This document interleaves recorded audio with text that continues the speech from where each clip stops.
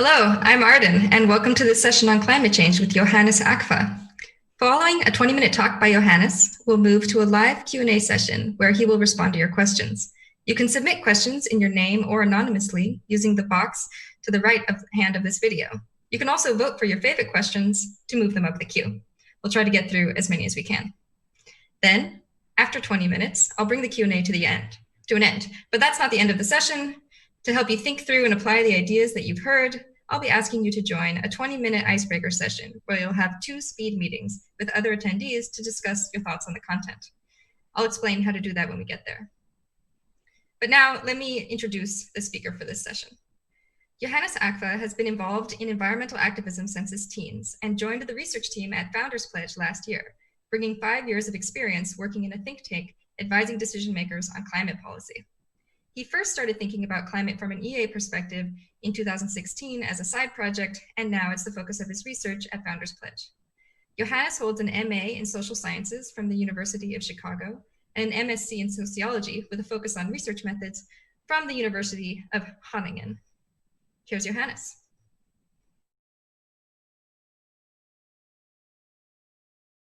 Hello, everyone.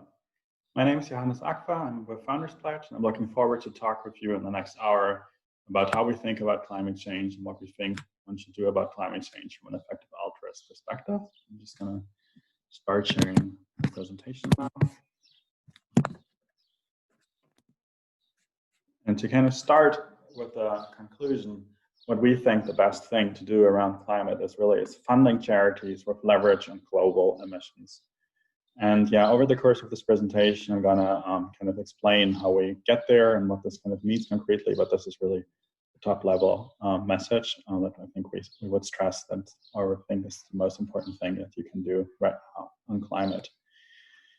But yeah, to kind of start with this first question, like what is it that you can actually do? And the natural thing to think about first is kind of what can we do with our lifestyle decisions. Our typical lifestyle decisions like changing our consumption behavior, switching to electric cars, flying less, buying green energy, etc. And so this chart from our recent climate and lifestyle report shows the impact of this and shows the impact of this under the idea that you're inspiring 10 other people to do the same thing. So like quite optimistic assumptions. So for example, switching to electric car, you inspire 10 other people, you can save around 20 tons of carbon or so.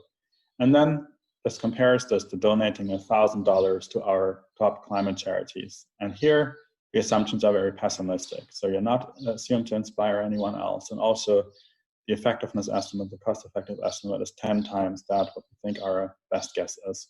Even though you come out with like $1,000 donations, you come out with an impact on 100 tons impact on climate. And the point of this is not that you shouldn't do lifestyle changes. The point of this is that when you think about the actions available to you, do think about donations as well, because they're like a very important part, and they allow you to have leverage far beyond what you can do with changing your lifestyle. And that's just the key insight from this report. There's lots more there, but this is kind of the key thing for us today.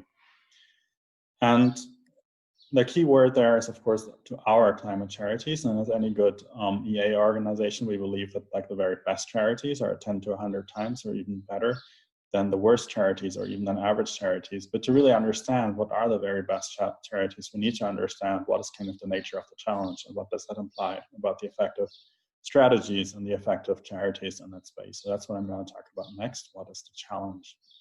The first thing to note really is that climate change, even though we talk about climate change much more than these other problems, is really part of a triple challenge because it's mostly, climate change is mostly about solving an energy problem. So I think low carbon energy contributes to about 80% or so of global human-based emissions. So this is really key, and this interacts with other issues that I'm going to talk about. But first, on climate, so we're currently on a path to like 3 degrees of warming, and there's an over 1% chance of 6 degrees of warming. That 3 degrees of warming would certainly be really bad, and 6 degrees of warming is kind of almost unimaginably a different world from the world that we're living in right now.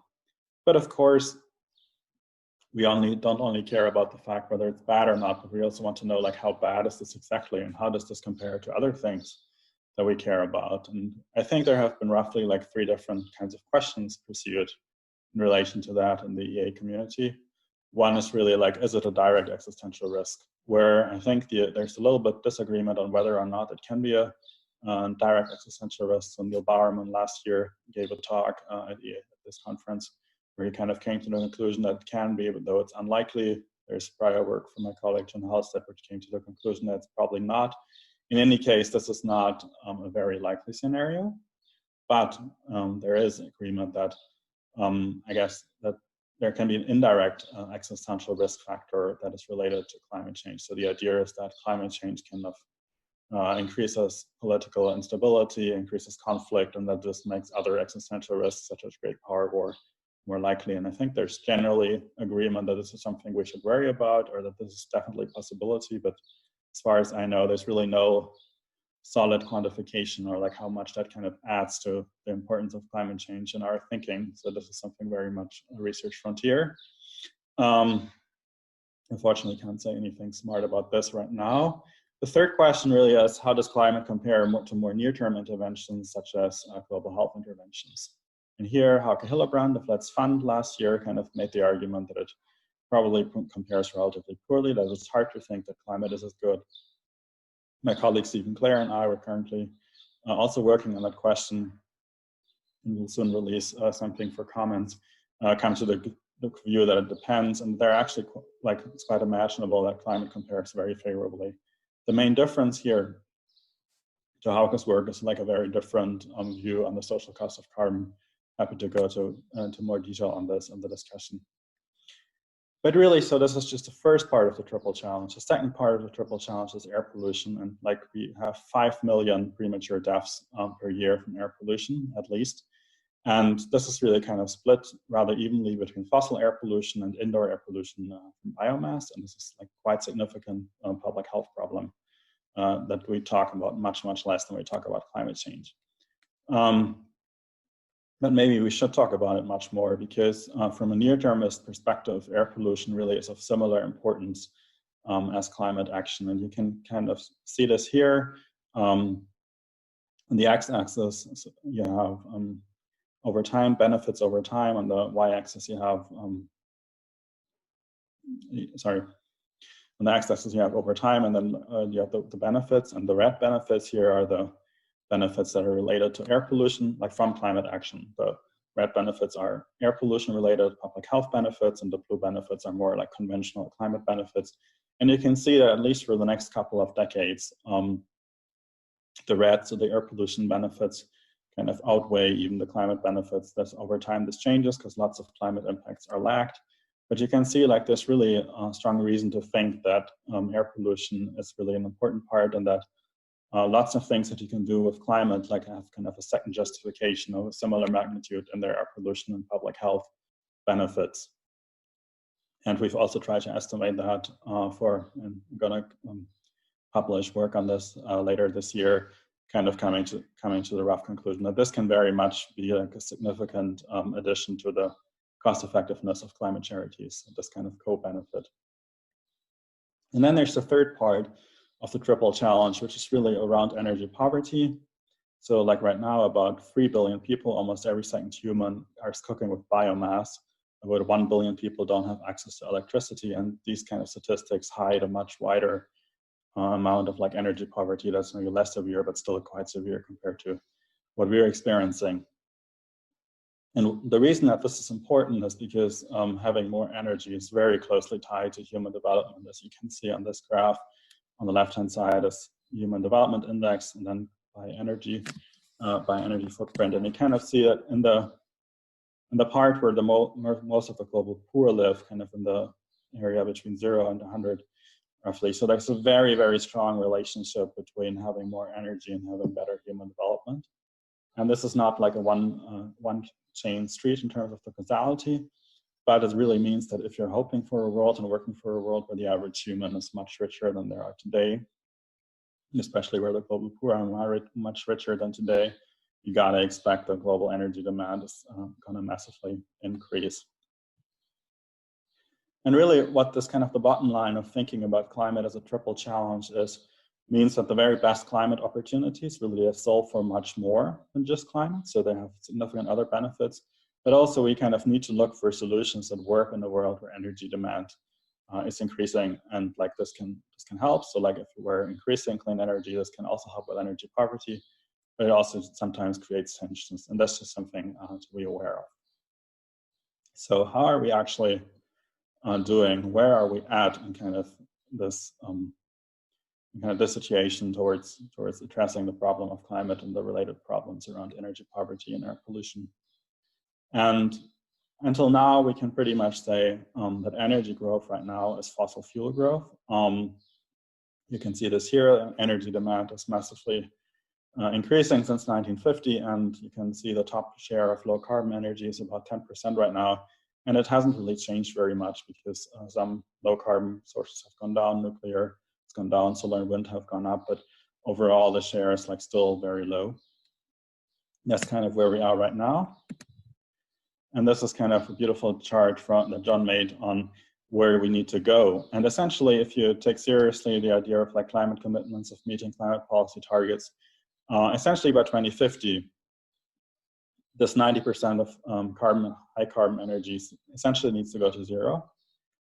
And at the same time, by the end of the century or so, we need to double or maybe even triple the overall size of the energy. So this 10% of energy right now needs to increase by a factor of 20 or so over the next couple of decades. So this kind of gives you a sense of like how vast this challenge really is.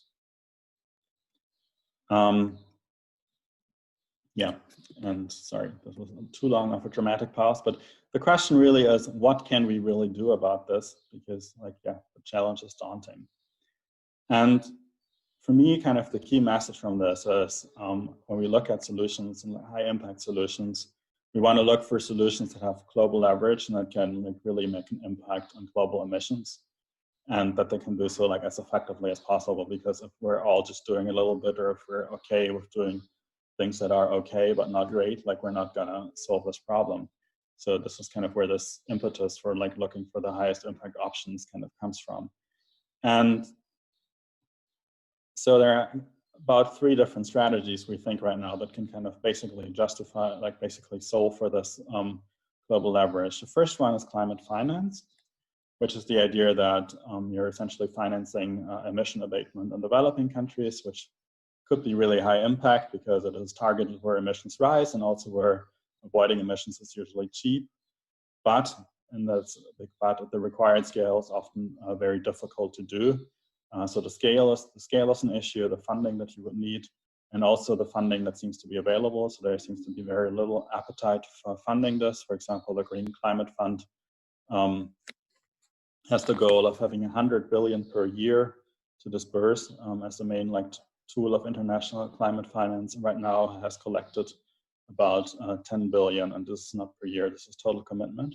And there's also very real issues that make this much harder, and that's the degree of international cooperation that you need, and that you need to essentially very often kind of figure out what is additional climate action that you want to finance. And this is like, this always involves a lot of reasoning about counterfactuals, would be hard and kind of the best of worlds, but of course in a world with 200 countries and different interests, that makes it really hard. And this is not to say that there cannot be like super effective solutions in there. Like this is an area we're actively like looking at, but it's just something where it's not as good as it looked at the first place, which also the experience with the clean development mechanism, for example, has shown. Then there's the second kind of highly effective lever that we think can make a real big difference, and that's policy leadership. And this is policy leadership of like pushing for policy in high income countries. And really, this is very much not motivated by the emissions math in those countries. Because as I've shown you, kind of most of the growth in emissions is not going to be in OECD economies. And in OECD economies, there's often already strong climate policy in place, which means as a prior, you should be quite skeptical that pushing for policy change in high income countries can make a big difference. But there's a big but there. That kind of can make this very effective if you're pushing for policies where it's plausible that there's a strong domino effect, that lots of other countries adopt similar policies, and that this will reduce emissions. And we're currently investigating one charity that kind of falls into this bucket, where this is kind of this domino effect is the argument, even the argument of their TED Talk, And so that's the Climate Leadership Council, where the idea is to push carbon pricing in the US and then also inspire other countries to follow suit, also with a trade component. And that's something we're currently investigating. Happy to talk more about this in the discussion. Then there's the third lever, and that's kind of has been the primary lever that we've been working on in the past. And that's kind of focused around energy innovation, where the idea is, why would this be great? Well, because it works in a world of rising energy demand and in a world of low coordination. So essentially, a couple of countries can decide, okay, we really want to make solar and wind cheap, and they did that, and then this really changed the game, which makes this an attractive logic in the world we're living in. But the question, of course, is why should we focus on that now? You could say, okay, it's not necessary anymore because wind and solar have already succeeded, or you could say it's kind of too late because climate is too urgent. So we need a bit more justification. Why would that be such a good lever? And that's what I'm going to talk about next. And the first part of the answer is because in the kind of climate policy situation where we are, where the goal is net zero emissions, we're still quite far from that. And there's still like about a quarter of emissions or so, like around classical industrial sectors, iron and steel and cement, or load falling electricity, or aviation and shipping, where really the existing solutions to decarbonize that are not great, either too expensive or not scalable or both. So we really need more technological innovation in those spaces. And this is actually this is not only a quarter of emissions, but really, so this is analysis from the International Energy Agency. The challenge goes much deeper. So the International Energy Agency thinks that only 7 out of 39 technologies that are considered necessary for like climate success are considered on track, and all the rest is not. Makes sense to look at those that are on track. So like there's solar there, there's electric vehicles there, there's rail there, there's lighting there. A lot of technologies that we kind of know and like. And this is really no coincidence, we think. So it's not a coincidence that those, like many of those success stories, are technologies that have been widely popular for a long time, long before they were economically viable. So for example, solar has arguably been like very popular since the 1970s.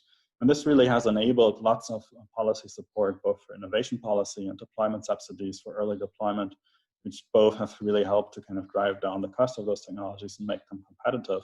So really, it's no coincidence that those technologies have succeeded, and we know how to do this in our societies. But, and this is really the big but here, we need to pay more attention to these neglected technologies for which we're not doing this. And you can see this here. So this is philanthropic spending in the US by major philanthropists there per megaton per megaton that those different technologies contribute to the challenge. And kind of putting this in relation, and you can see like lots of funding for solar and wind, lots of funding for light duty transport, stuff like electric cars, for forestry, for energy efficiency, but almost no support for carbon capture and storage, and then no support for decarbonizing heavy duty transport, industrial decarbonization, nuclear. And this is really, the reason this is really so tragic is because, as we've seen before, all of those technologies are really helpful or even necessary to kind of get to zero emissions. So really, we kind of need to shift at least some of the philanthropic attention to that, because there can be huge leverage to be had there. And this is really what we need to focus on if we go forward. And yeah, this is kind of our mainline conclusion from the innovation bit, is that we need to do for those neglected technologies what we have already done for solar and wind. And this is the good news, we believe that we can actually do that. So like our top charity in this space is the Clean Air Task Force, which kind of combines 3 things: to focus on neglected technologies. If you look at before the neglected technologies, the technologies are not doing well, and compare this with the priorities of Clean Air Task Force, it's essentially a 1-to-1 match. It's always focused on those neglected solutions. It's focused on Clean Air Task Force, also focused on innovation, making those technologies better for everyone, and then focused on advocacy, kind of focusing on influencing American energy innovation policy. So kind of combining 3 different elements that make us think that this is a really outstanding opportunity in the climate space that can very likely abate a ton of carbon for $1 and probably quite a bit less. So like really outstanding opportunities. We're also looking at other kind of opportunities that go in similar directions. But yeah, to kind of zoom out from this innovation bit and kind of the overall talk, the key takeaways that I really want to impart is like the first one is really that climate is really deeply interwoven with other causes and that this matters in how we think about it from an EA perspective. The second one is that impactful climate philanthropy is really about leverage on global emissions. So like effective strategies should solve for that. And there are various strategies that can achieve that leverage. I talked more about energy innovation, but not like for any inherent reason. So like it makes sense to look at all of those other solutions, policy leadership, climate finance as well. The important thing is a plausible story of having leverage on global emissions in a very cost-effective way. Yeah, this is kind of where my talk ends. I'm looking forward to discuss this more with you. I'm also happy to hear from you. Thank you very much.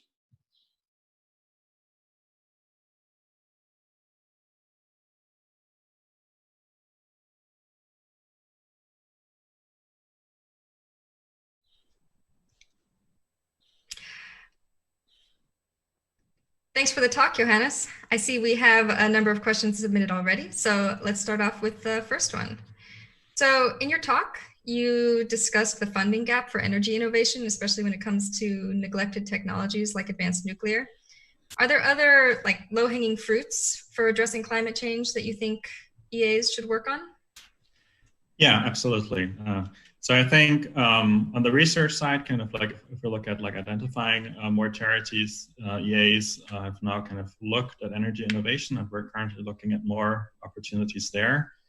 But I think there's like these other strategies that I highlighted in my talk, in particular policy leadership, something where I think we've spent less time thinking about and less time researching. So that would be something where I think it would make sense to look for whether there are like highly effective options in that space. And I think similarly for other highly effective options to kind of increase international climate governance, international climate finance. That would be kind of the research frontiers kind of in terms of EA recommendations, I would think. But I do think I would want to stress that I think right now there's still a lot of funding gap to be filled in energy innovation. So I think energy innovation advocacy. So I think this should be our focus in terms of what we're trying to fund at this point. Cool. Let's the second question that we have is, do you see any common ground between the effective altruism movement and movements like Extinction Rebellion? I mean, I think there's some common ground, but I would say the common ground is fairly limited. So something that I would like to understand better is kind of what is the role of these broad climate movements. But from what I know so far, especially like with movements such as Extinction Rebellion, they're often not very closely tied to scientific information. So a lot of the advocacy or a lot of the pressure kind of goes into the right direction, paying more attention to climate, but often in a way that kind of is removed from the science. So for example, this claim that we need to go to net zero emissions by 2030 is something that Extinction Rebellion would say, which is not really the result of climate science. So these kind of things make me more skeptical. And the other thing is that these are very broad movements. So it's hard to think that there's like a very high impact there, because like at least I tend to believe the main problem with climate change is not the lack of overall societal attention, which is kind of what this movement address, but rather the lack of like effectively focused action. And this is kind of, I think, why we think that supporting like highly effective advocacy charities is probably more impactful at the margin. At the same time, those movements are of course useful because they increase the overall attention to the issue.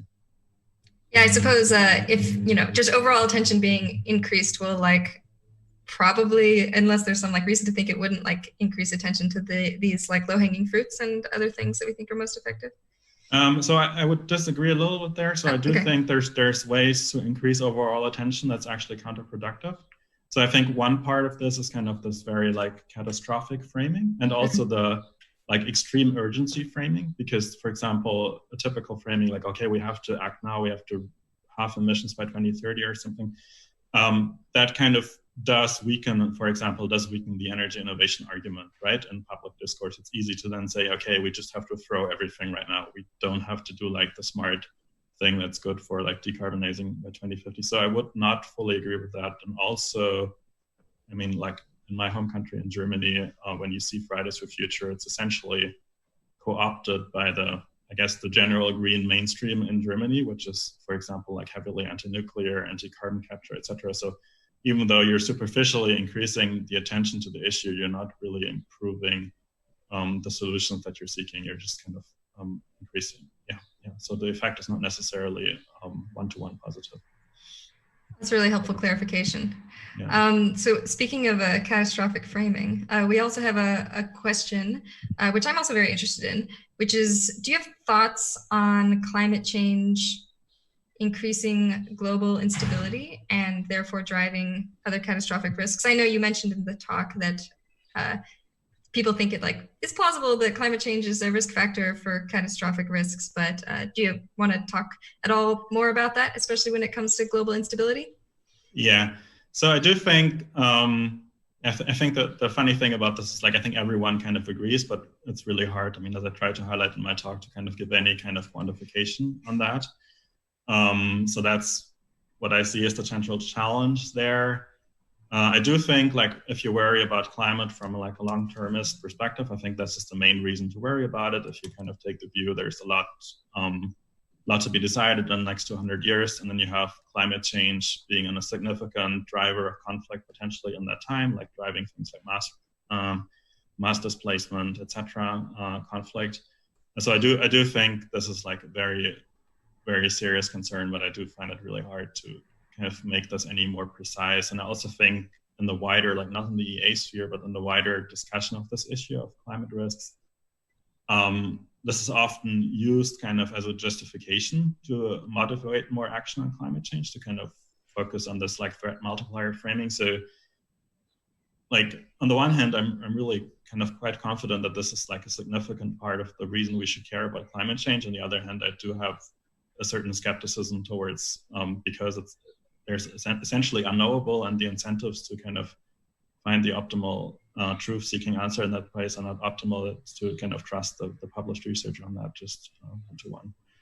So I think this would also be a research frontier, no way.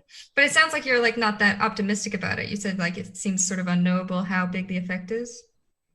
Yeah, I think, because it's way, way more complicated than the climate physics. Which is already pretty complicated.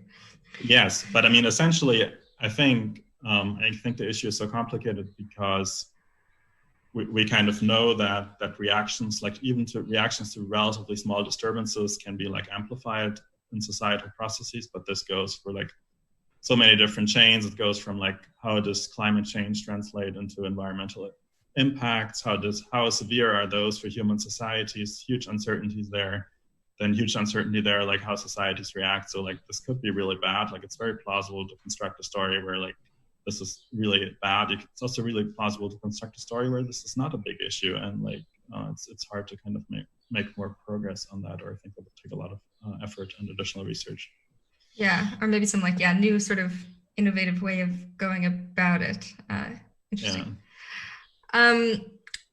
So another question that is pretty popular is, it seems like factory farming and meat consumption aren't a big part of the climate conversation. I'm actually not sure exactly if this question is thinking about the broader conversation or about your talk in particular, but I suppose they're not a huge part of the broader conversation, and it wasn't a big part of your talk.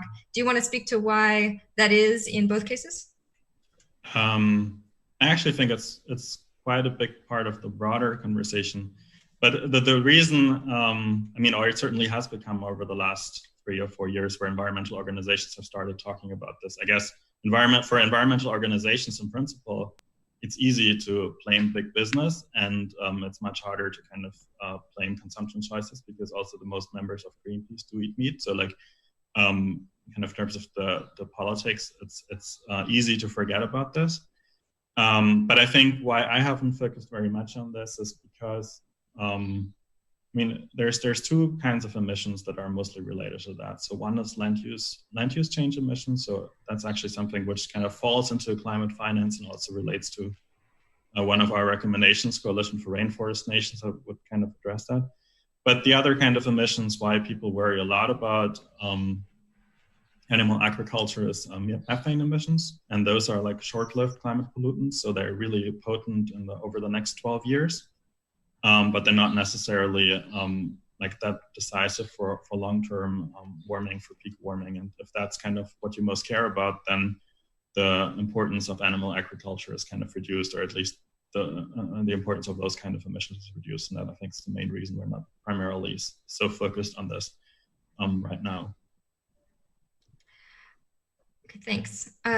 So speaking of lifestyle choices, somebody wants to know, and actually lots of people want to know, if I have to fly, would you recommend donating to one of these effective charities that Founders Pledge has looked into, instead of paying airline-specific offsetting programs? Absolutely. So I think airline-specific offsetting programs will normally not be very good.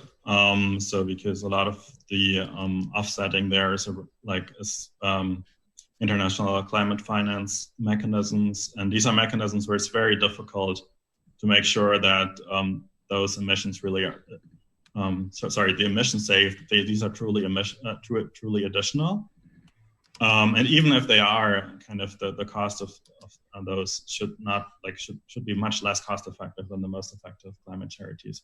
So as long as you're okay with kind of being risk neutral, and like, of course, for advocacy charities, there is a risk that there's no progress there, right? But as long as you're okay with that, like as long as you're okay with maximizing the expected value of your contributions, you should definitely prefer to give to climate charities over classical offsets, yes. So this is I guess a related question about, different charities being differently effective and which we should focus on. So what do you recommend effective altruists or people of the effective altruism community do to divert donations from less effective charities to the top climate change organizations? From less effective charities in the climate space? Yes. Yes. So I think, my theory of change there is a little bit that improving knowledge helps, and there's a lot of, what I've tried to kind of do in this talk, kind of give crucial considerations of why there are specific charities that are much, much better, and kind of explain that more widely, make it more widely known what kind of the emissions math is in different countries, make more widely known what the issue is with energy poverty, and kind of this can hopefully move people towards more effective solutions, kind of in a similar way that you would hope to be able to move people from cat shelters to advocacy against animal agriculture. I'm not sure this is a good answer. If there's a better answer out there, I'd really be curious. I think this is what we are trying to do at Founders Pledge, but we do have a lot of time to speak to members, and we're really kind of trying to shift their perspective and educate them about what's the nature of the challenge and why does that change what you should give to. So you talked a bit about, in the talk, about why donating to effective organizations looks much more effective than making sort of choices about your lifestyle or doing things like switching to clean energy yourself. Can you talk a little bit more about why that is and what exactly those donations end up translating into such that they're more valuable? Absolutely. So first, kind of why do we think a lot of lifestyle choices are not very impactful? So for example, something like switching to clean energy. If you do that in Europe, for example, so where a lot of part of the energy emissions are kind of already on an emissions trading system, so they're capped, the total amount is set. Also, there are renewable targets set, so the expansion of renewables is kind of already dictated by policy. So there isn't, this is simplified, but there isn't a very clear link between your behavior and kind of the overall amount of that energy. So this is kind of the problem, that policy often mitigates those links. So this is one issue. But there's a deeper issue there. So even if that would not exist, the issue is that advocacy charities, the very best advocacy charities, and we spend hundreds of hours kind of trying to get the track record of those charities right, they can influence $1 billion innovation budgets on $1 million organizational budgets. And they can focus on solutions that will have big global impact, such as driving down technology costs. And that's just something that's not usually available to you in your lifestyle actions, because your lifestyle actions are mostly locally constrained. Thanks. So this is a little bit of a different subject, but what is your view on carbon capture right now? Okay, what's meant here with carbon capture? Generally everything negative emissions or just specific? Well, the question says carbon capture, but I think they'd probably be interested in your view on negative emissions technologies in general and carbon capture in particular. Yeah, I mean, so there's two kinds of carbon capture. There's one kind of making fossil fuel power plants carbon neutral. I mean, this is a technology that has been neglected, but where I guess whether or not this will ever take off is a bit less clear. Would be very valuable if it did, but it's also conceivable that it does not. But I think this is like for the more general bucket of like carbon capture, as in like everything that sucks carbon out of the air and everything that's around negative emissions. That's, I mean, every energy model where we reach climate targets tells us that this is a crucial part of the picture. And everything that we kind of know about the political economy tells us that this is something that's going to be neglected because often the industries around that don't exist yet. And it's also not a very sexy technology. It's just making kind of cleaning up a mess. There's nothing inspiring about cleaning up a mess. But it's something we absolutely need to do. Well, I mean, comparatively speaking, that's something. So like this is something we absolutely need to do. And we're looking at one charity specifically that is like Carbon 180 that is focused on advocacy around that issue because we think that's potentially a very high leverage opportunity to improve support for those kind of technologies because they're going to be crucial. Cool. That's a good name, Carbon 180. Yes. They also rebranded. They had a much clunkier name before they were the Center for Carbon Removal. So they optimized. I agree. This is an improvement. Okay. I think this should be our last question, but just looking forward, what are priorities for further research on this topic as you see it? Yeah. So I think right now our focus at Founders Pledge is really focused on identifying more high impact charities in the space and kind of covering a broad range. So like identifying more energy innovation advocacy charities, but also going into these other areas that I've mentioned in my talk, kind of see whether there are high impact opportunities there. I think something else that's not a priority for us right now, but I think that's something we would be really happy if someone did that would be kind of getting more precise on these indirect risks from climate change. And this would, I think, be really crucial to kind of improve our understanding as a community of how we prioritize climate change interventions versus other things. Cool. Actually, since we still do have a minute left or so, I'm going to ask a follow-up on that, which is just, do you think the main value of getting more precise about how climate change might be destabilizing comes from helping us figure out how much to prioritize climate change in general? Or is it like, well, maybe we could discover some interventions that like actually like cut those connections, like make it so that climate change is a little bit less destabilizing, if we like knew exactly what the mechanisms were going to be? Yeah, but I don't think we'll know this with exactly. I mean, I think this was a little bit the thinking of like open philanthropy, like when open philanthropy was focusing like on work in solar geoengineering, which has its like own kind of problems. But I think that would be maybe the only kind of specific recommendation that might come out based on that, specifically focusing on like averting worst case scenarios. But I do think broadly speaking, this is more about prioritization, and actually it's also cost prioritization within EA. So this is not a thing that's important for, I think, or much less important for the general public, because for the general public, I don't think it's that sensitive to whether it's like how bad exactly climate change is. There's broad consensus that climate change is really bad, but the degree of action is not really determined or proportional to the badness. Okay, more like what's feasible to do politically. Yeah. And I guess they're not going to like, if the broader community diverted energy from like working on climate change, they wouldn't necessarily divert it to like working on catastrophic biological risks or something. Yeah. So it doesn't have the same urgency maybe as in the EA community where people are really flexible with their donations and stuff. Yeah. Cool. That's helpful.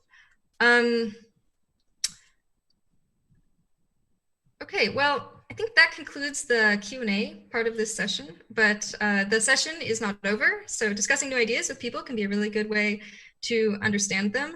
And so we're going to use the last 20 minutes of this session for a couple of short speed meetings with other attendees.